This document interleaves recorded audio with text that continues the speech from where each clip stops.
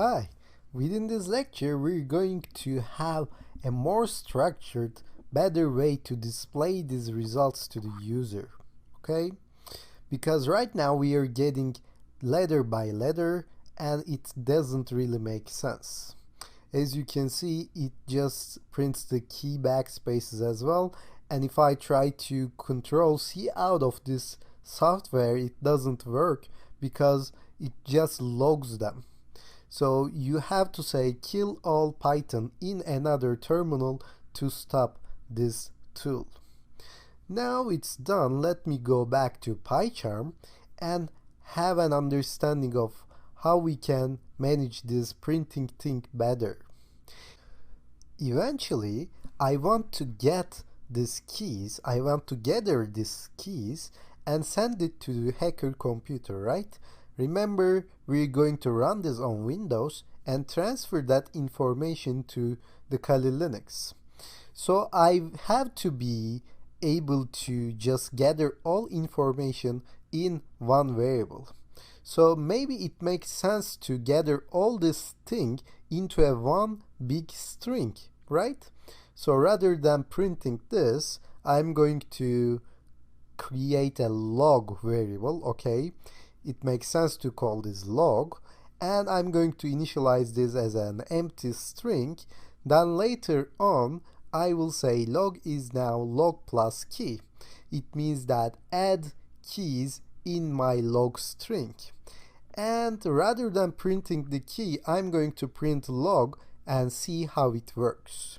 So let's try this way and see if we actually manage to get all this thing into a one big string.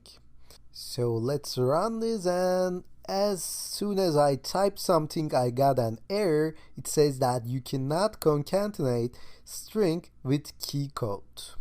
So what does it mean? It means that I'm trying to do something wrong. It means that I have to cast this as string as well. So remember, you can do that by saying string parentheses and put the key inside of it. So let's try this way and see we get any error. Let's run one more time and type something. Now we didn't get any error, but we're not getting what we want, right? We are still getting logs, we're still getting letters one by one. So it means that I have done something wrong again. So what is my error here? What is my faulty execution? If you look at here, it means that every time I press a key, this onPress method will be called, and this callback function will be run from the scratch once again. So this log will be initialized as an empty string. So every time I press a key, this will be a clear log. So it doesn't make sense to have this in here. So what do I have to do? I have to define this outside of my callback function, okay? And inside of that callback function, in order to reach that log, I have to say global log. Remember the scope lesson? We have global variables, we have enclosed and local variables as well. And in order to reach that global variable and change its value, it's better to have this global keyword and then the variable afterwards. And it's actually better to have this log as a global variable anyway, because we might want to use it somewhere else, like after this width as well, because eventually we will want to send this to the Kali machine. So I'm going to say global log here in order to specify that I'm going to use that global log, and I'm going to add keys to that log.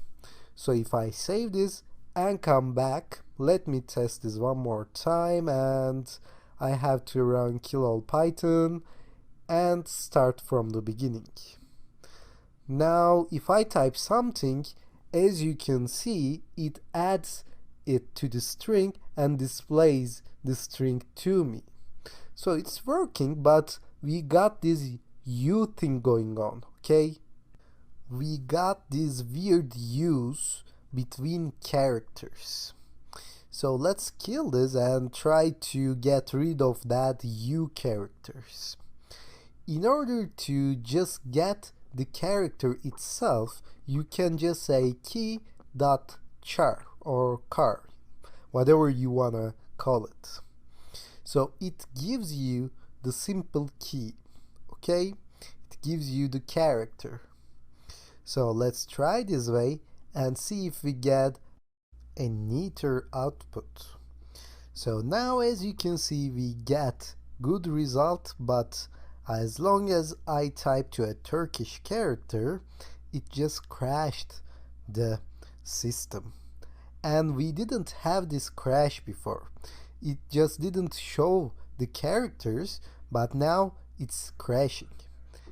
And of course we want to solve this problem because we cannot know what kind of characters that user has on its own keyboard. We have to have a proper way of displaying these characters. That's what we're going to do in the next lecture.